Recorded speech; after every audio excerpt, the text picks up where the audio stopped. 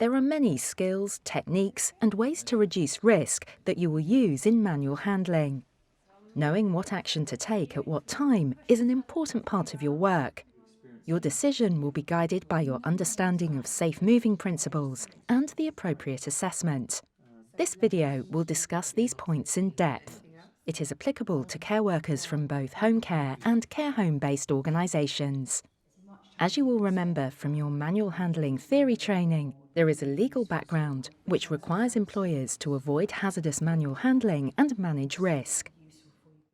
The 3 steps required by the Manual Handling Operations Regulations are avoid, assess, reduce. The remedial action will be the outcome of the 3 steps taken above, which you may find in the care plan. It may have a variety of different names, such as the handling plan, manual handling protocols, or action plan. If you are unsure, find someone who can show you the system and terminology for your organisation.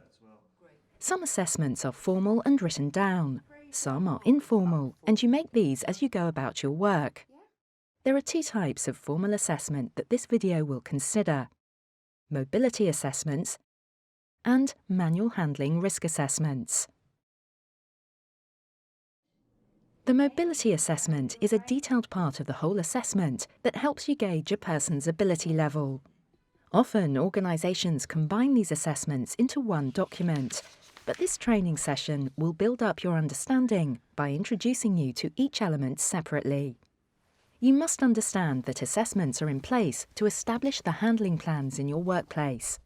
As an employee, you have a legal duty to follow these written directions. You must work in a way that is safe to you and the individuals you care for, and that promotes their mobility. As you develop in your role, you may go on to review and write assessments.